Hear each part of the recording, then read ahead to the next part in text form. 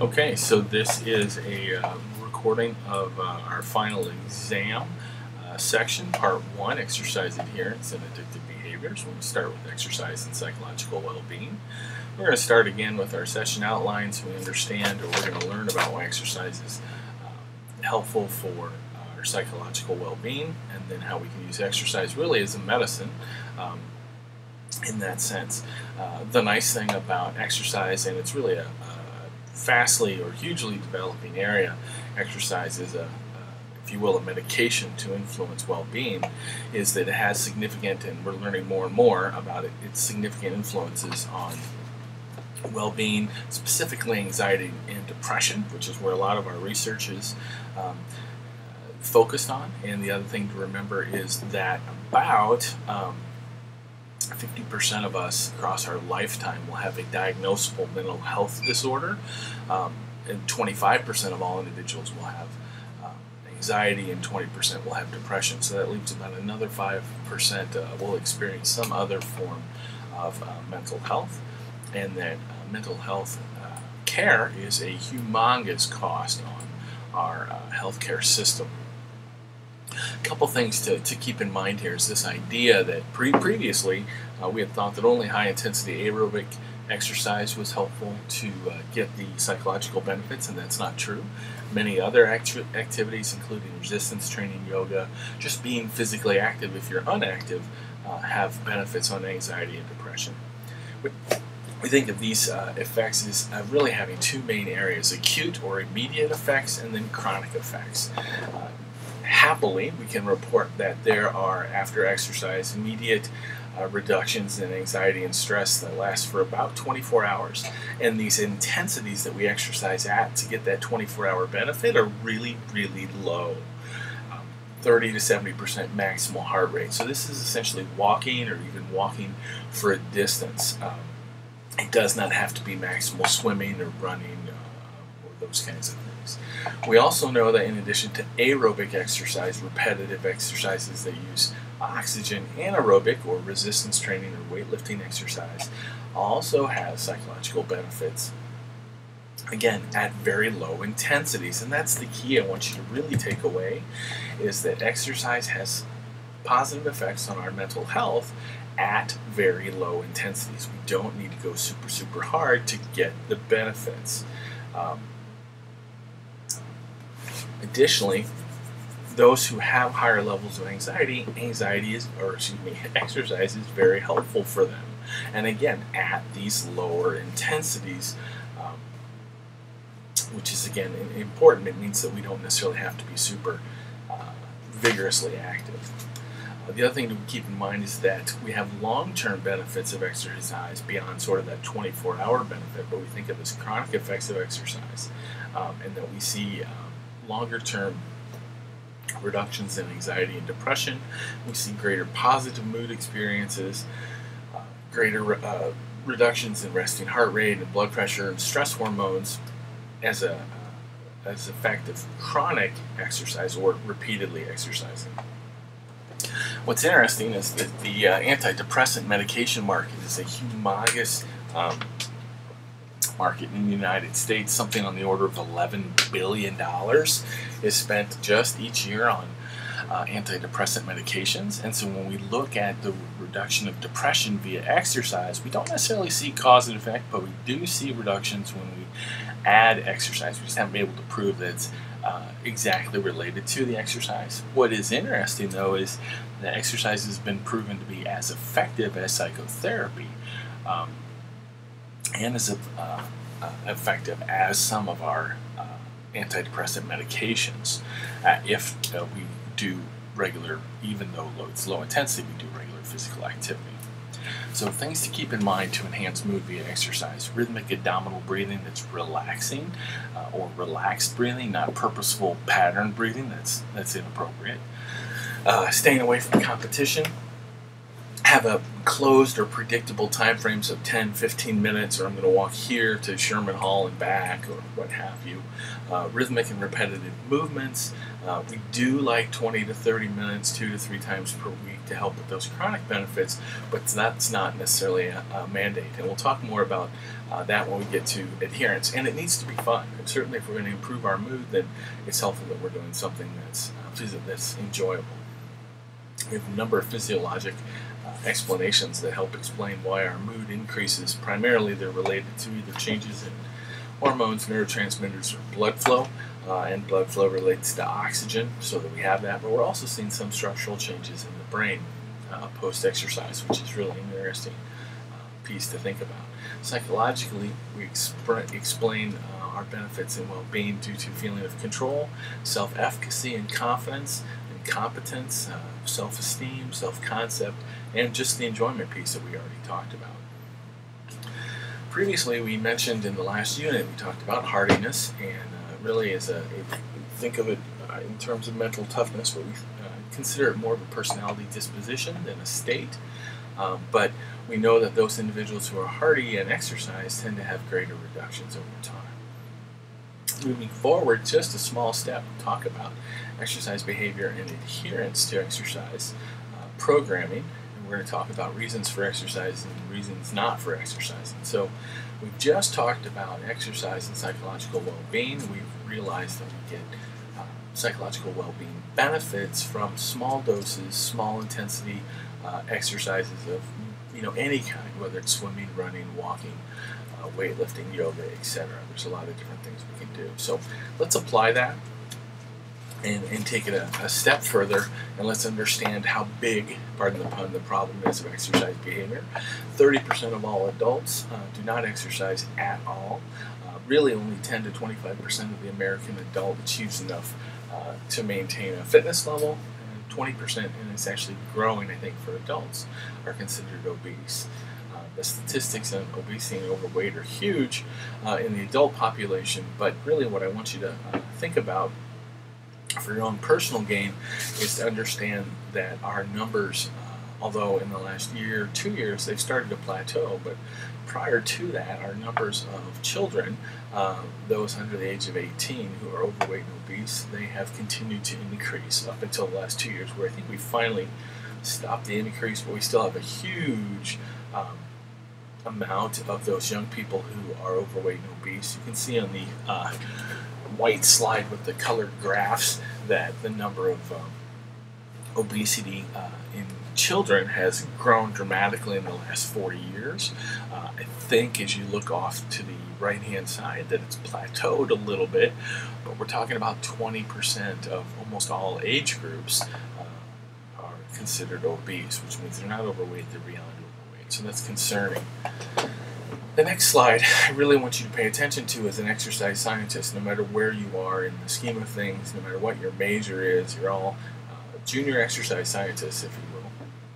And you need to understand that 50% of all people who start an exercise program will no longer be doing that program in 6 months.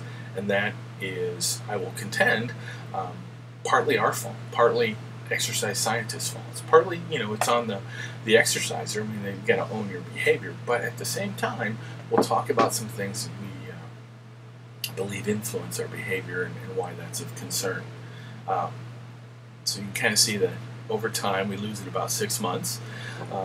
Primarily our reasons for not exercising is perception of lack of time, lack of energy, very not motivated.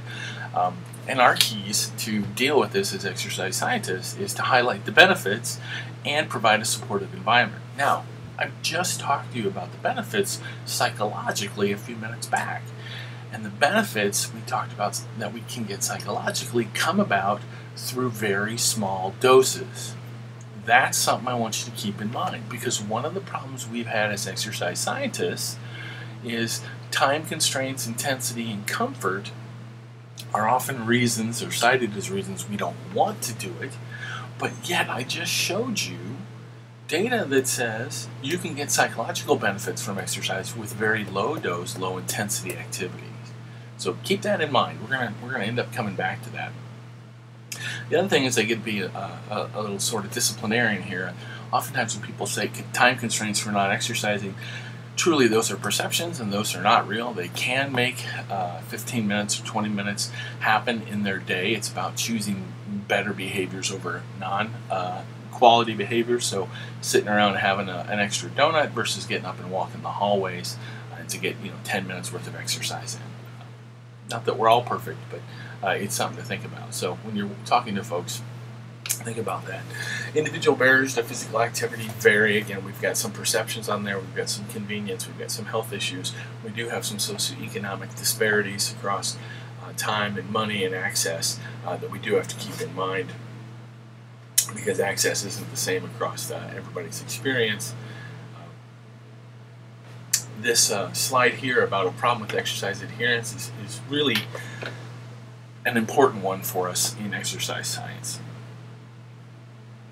The reason for it being so important is that a lot of times when people cite lack of time or interest in exercising, it's because they've been given a fairly rigid prescription, typically focused on weight loss. If you've had exercise physiology, or if you look at the research, it says the fastest way or the best way to lose weight is to exercise most days a week, so that's 4 or more, for 25 to 30 minutes at 60 to 80% of your resting heart or your maximal heart rate, which is moderately vigorous physical activity. And if you look at the government guidelines for weight loss, they center around that, and that's wonderful. That's the most efficient way to lose weight. That is not the only way to lose weight. That is not the only way to be physically active. You can be lightly physically active or moderately physically active. You can be heavily physically active. There's different kinds. And what we're finding from a psychological perspective is that a lot of times people don't have success at meeting that mandated prescription I just gave you, and as a result of not having that success, they have low self-confidence, low self-efficacy when it comes to exercise, and they stop exercising.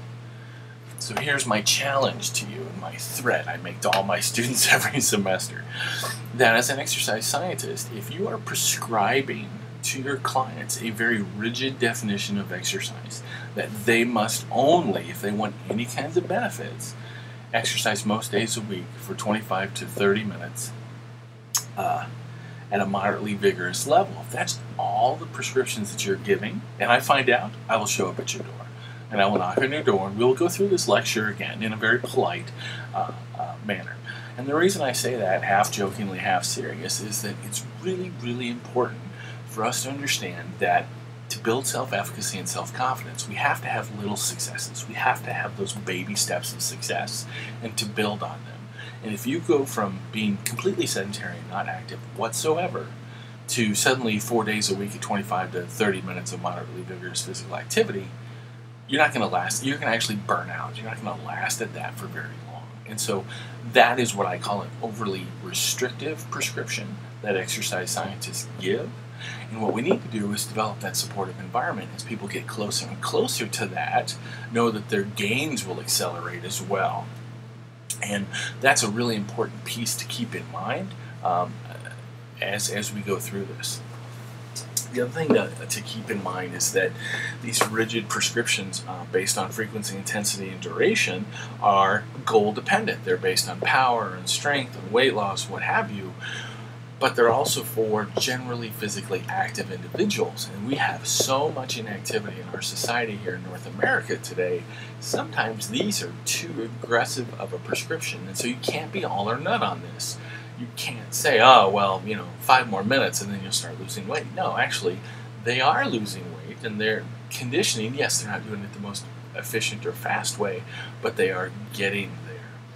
The other thing is that traditional exercise prescriptions don't promote responsibility or empower us to make long-term changes. They don't give us the success because we hold that bar up there and we say once you get above here you get benefits, when in reality, as long as you're not being sedentary, you're getting benefits, especially if you were sedentary.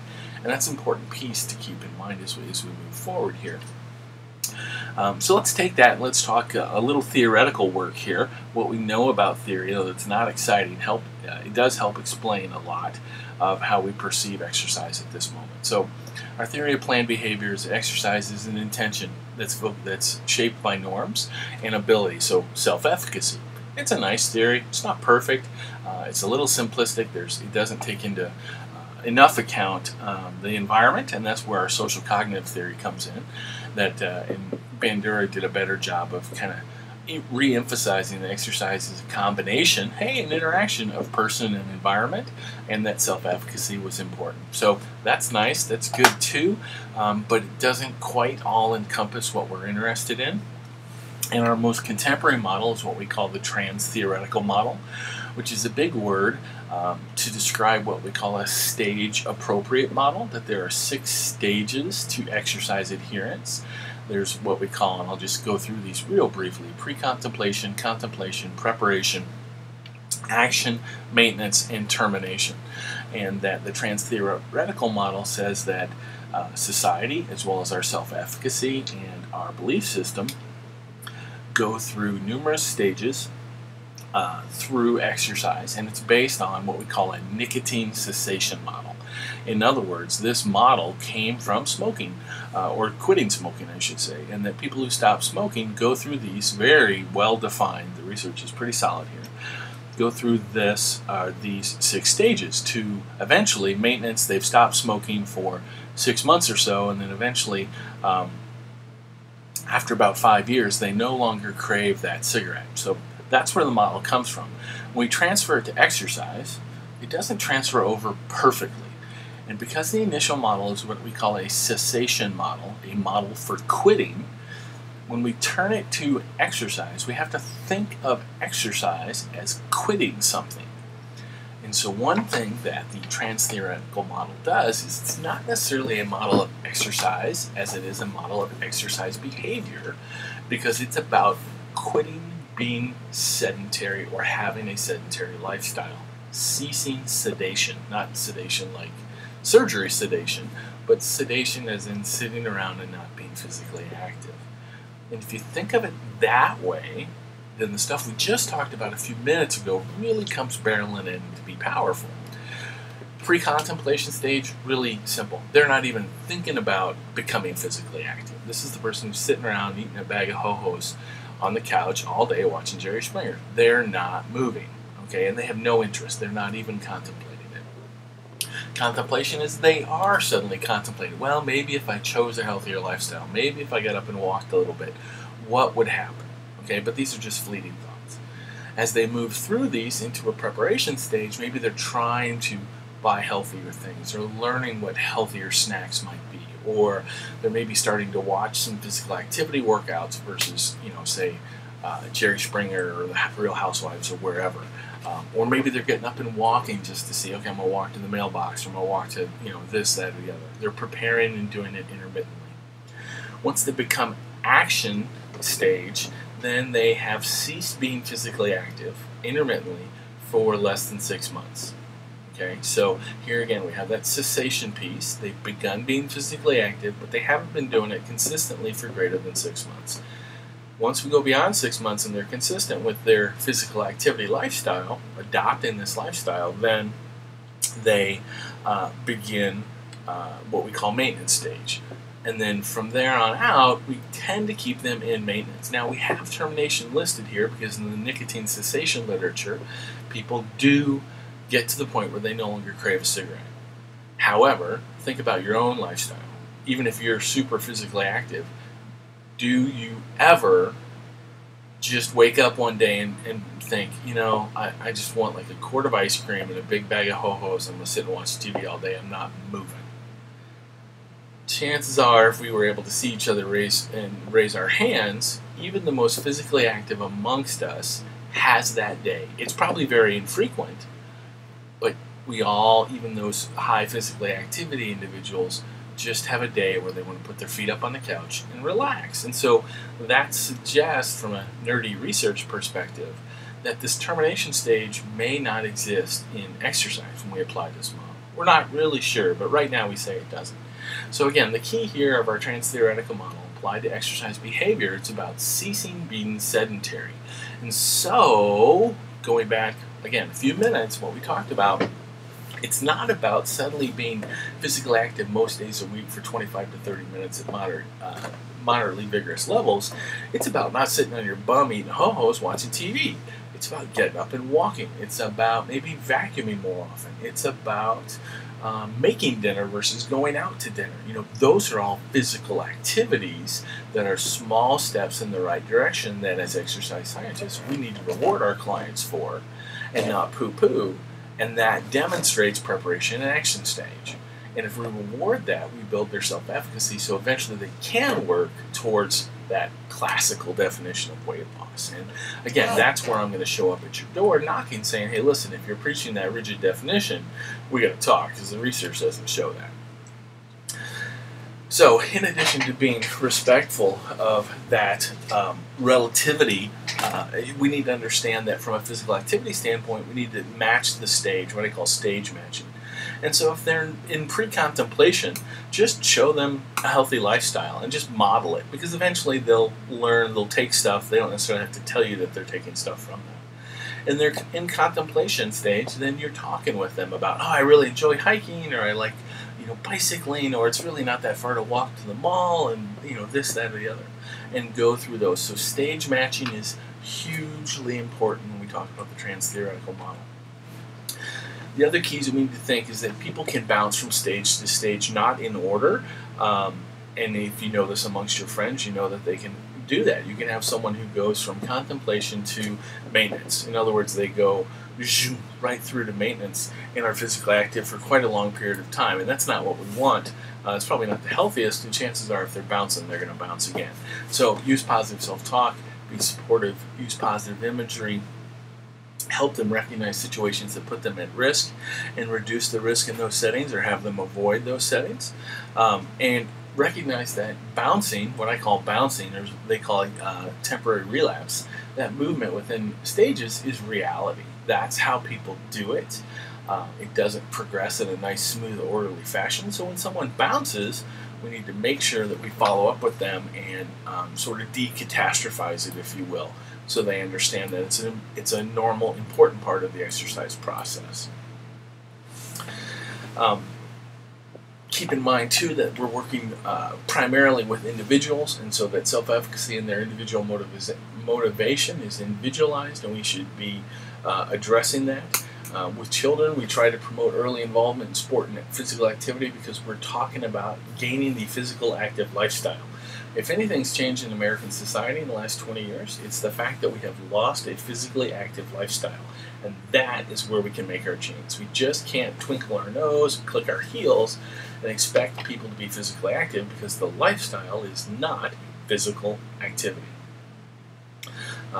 The other thing is that even though moderately vigorous leads to greater weight loss, moderate physical activity intensity leads to greater long-term adherence. So again, incorporating stairs and not elevators, or walking or parking farther from the grocery or from the mall, walking in, all of those kinds of small physical activity pieces promote long-term adherence versus this sudden bouncing around and flitting from piece to piece. That's not the healthiest mechanism,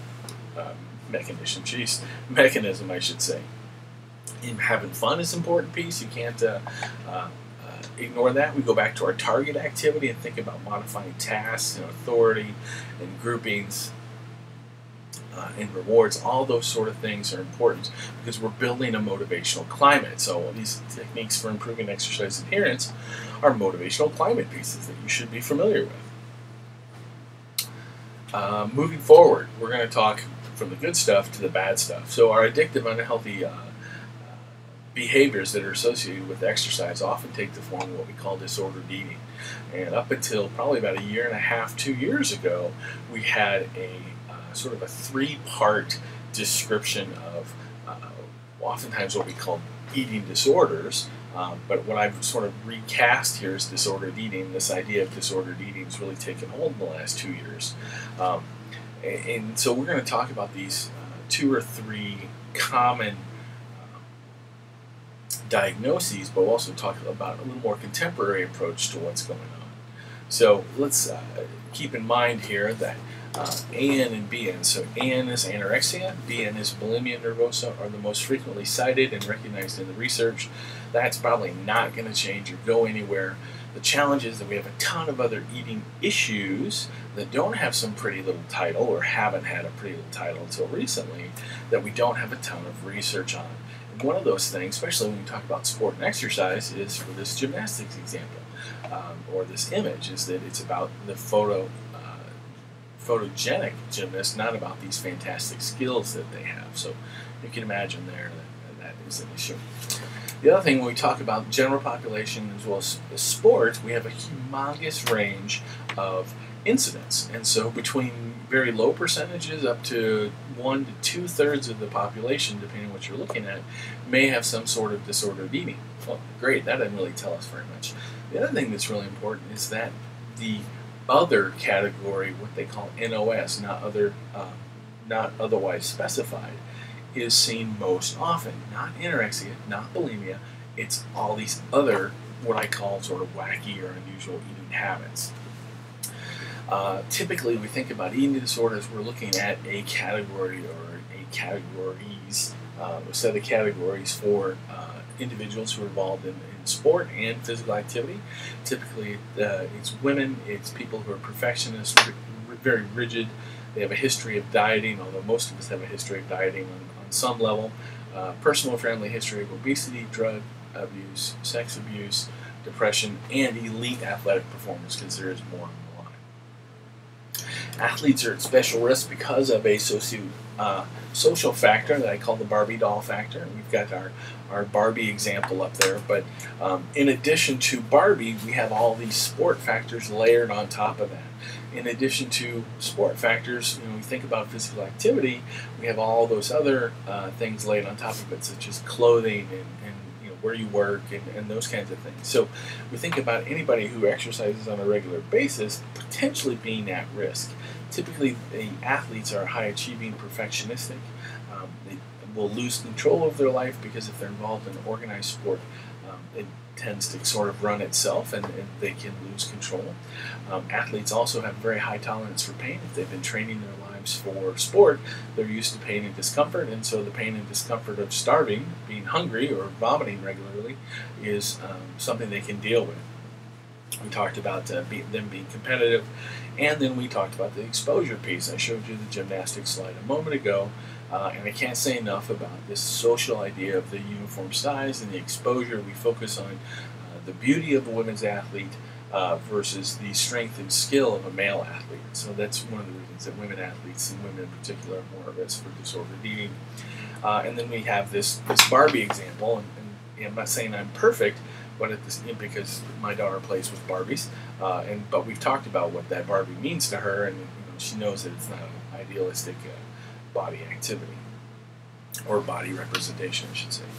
So when we think about anorexia, we're talking about someone what we call a restrictor, someone who maintains a body weight that's below 85% of quote-unquote normal, which is a hard description to get with. Everybody's different sizes, but working with a physician, we can come up with a general definition of what's normal for that person based on their height and weight, etc., and their physical activity level.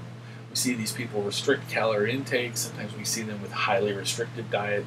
The two examples we have up there are some of my former athletes. One would only eat peanut butter sandwiches, and only one peanut butter sandwich on a game day when they're playing 3 hours of Division I basketball. So that their total caloric consumption would be of one peanut butter sandwich. So.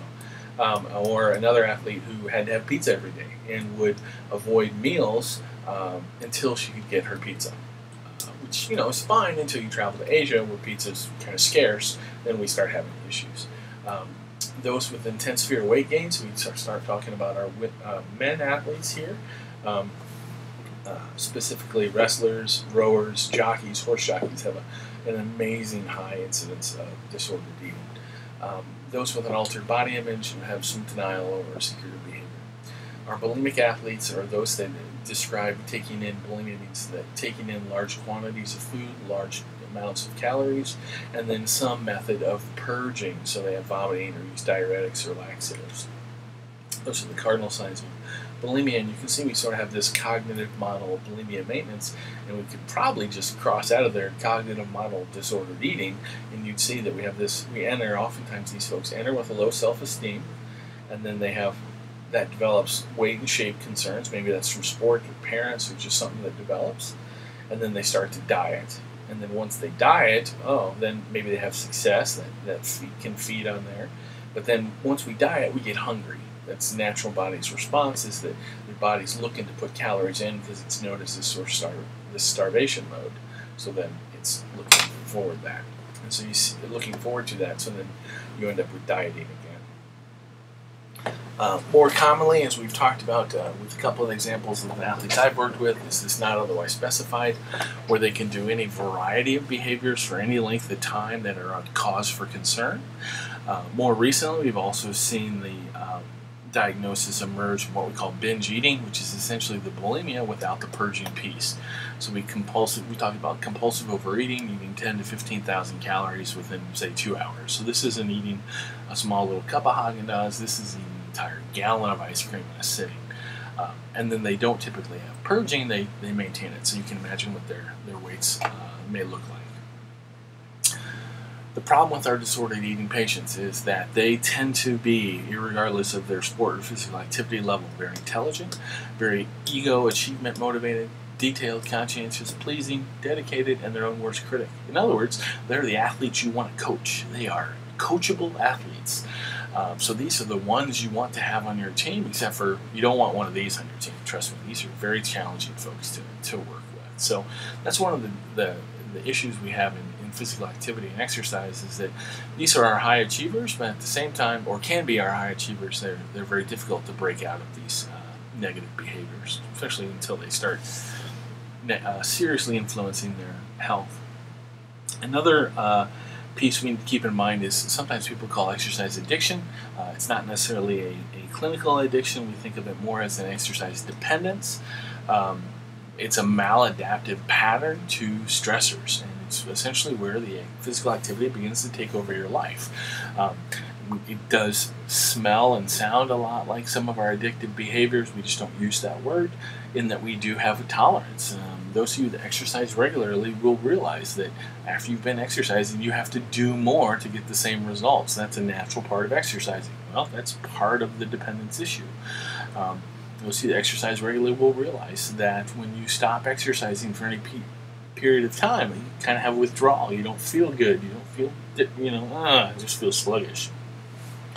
That's both a part of the dependence on exercise as well as other drugs. We have a progressive need to work out, this intention piece. Well, if you want to get bigger, faster, stronger, then you do need to gradually increase your workload. So it fits hand in hand with physical activity. Where we see with exercise dependence is we tend to start seeing the loss of control. We see continuance despite injury. We see conflict, social work, those kinds of things. We see excessive amount of time spent on physical activity. So we see these, once physical activity starts to harm your quote-unquote normal everyday life, then we would consider a cause for concern of exercise dependence. We understand that some of the components of physical activity meet these, and that's just naturally what you need to do to become more physically fit. But there is a point at which there is too much. Our yellow flags, things we need to keep in mind with anyone, physical activity, sport, athlete, whatever, is when we start to see sort of an obsession or overwhelming preoccupation with calories and body weight. Sometimes we'll see or hear these folks express that they're fat, and they don't like being fat when they are in fact very lean, or not even moderately overweight. We hear about or see consumption of large or inappropriate amounts of food. It can be very large or can be none at all. Sometimes we'll see folks immediately leave the meal table after they've eaten or felt like they needed to eat. Sometimes they're going to purge. We see compulsive exercise, especially in the face of injuries or in the face of otherwise challenges. Those that express concern or attention to others' eating habits, so that they're comparing themselves to others, or if we see sudden changes in body weight within 4 weeks, and typically these are accompanied by mood and personality. If you can think about being hangry and those kinds of things, then put these together, then that should bring us cause for concern. Things to keep in mind when we talk about causes for some of our maladaptive behavior. Typically, it's body dissatisfaction, and it's amplified by perfectionism, as well as team influences. I showed you the gymnastic image. Talked about a coach who says things, because that coach-athlete relationship is so powerful. Really, these causes, more than having one or two categories of, say, anorexia, bulimia, we see disordered eating across the spectrum, which is why I give you the light spectrum examples here. And so you can see on the grid this idea that exercise, diet restriction, binging, and purging can vary across this spectrum, and that you can have mild, moderate, severe, or disordered levels of those, and people will vary across time on those. None of us is perfect. We may engage periodically in inappropriate behaviors. Hopefully we'll learn that those inappropriate behaviors are just that, inappropriate, and then we'll change from that. In addition to the spectrum example, we sort of give you this target example, recognizing that each of us, or each individual we're concerned about, can vary across that target based on how much they exercise, how much they restrict or purge or binge, or those kinds of things. And really we're concerned about these folks that are out there in the red zone, but we may migrate from yellow to blue. One of the things we need to keep in mind that we often overlook is water. When we talk about restrictors, sometimes these folks will not take in any fluids either, which is very, very challenging. Our wrestlers and rowers are notorious for not taking in water as well, and that's one of the main nutrients that we need, that we get through our food, that can lead to cardiac anomalies, which is an important cause of significant morbidity in our eating disorder population.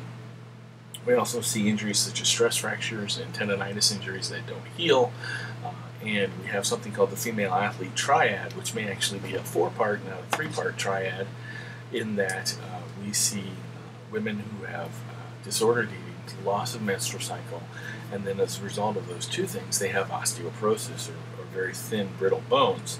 And we're starting to see some evidence emerge that, in fact, in addition to those 3 factors, these same women have a higher rate of cardiovascular disease. So even though they're very health conscious, they're engaging in behaviors that are very detrimental to their health, and then they get sort of, in my mind, the big whammy of all health issues, cardiovascular disease, such as stroke and heart attack. So that evidence is coming out, and it's helpful when we're talking to athletes and exercisers about that. The last thing I want to leave you with, and this is an important piece I can't overstress, is the idea that when we treat or when we deal with disordered eating or maladaptive behaviors, it's a team approach. None of us is qualified by ourselves to handle this, and nor do I encourage you to do that. I certainly don't. It takes a community to really get this person back on track, and it's something that can be quite challenging for them. So I would encourage you first off to refer them to a mental health professional, and make sure that there's a multidisciplinary team, especially if it's a student athlete, in charge of taking care of this individual. So run by a physician, possibly including a psychologist, nutrition coach, athletic trainer, parent. All these folks who have interaction with this individual will be relevant parts of what we call their treatment team. And so hopefully you can help generate that kind of system in place for folks that you're looking at. We've got some high-risk individuals here. We've talked about those specifically for men and women. Horse racing jockeys, yes, definitely huge there. Recognize your role in communication as an exercise scientist. I see this behavior, I see that behavior. It's not about you, it's about I. It's about developing that treatment team and getting as many people on board who are knowledgeable in these things as you possibly can. One of the things I do want you to keep in mind here as we finish up this section of Unit 4 is strong, positive nutrition components, huge. Stay away from weekly weigh-ins. Most of our weights change day to day or on a weekly basis. I'm not really sure why we weigh people in unless you're doing it for wrestling or horse jockeying or something like that, because people's food and things like that changes. Recognize other parts of our identity. We're going to do something activity-wise for that. And recognize the power of our position. The parents can be humongously That's my word today, I guess. But can be hugely important, as can coaches and other athletes. And so when you have challenging behavior from one person, don't think that it's not going to be contagious, because it certainly can be contagious and spread to other athletes on the team or exercisers within the gym. Certainly we see that in physical activity settings and gyms where someone comes in with a behavior and they're having success despite that behavior that is apparent, and then suddenly others start to engage in that same behavior. We find out that behavior maybe is maladaptive, and suddenly other people have health issues, not just that one. So that should conclude part 1 of exam 4.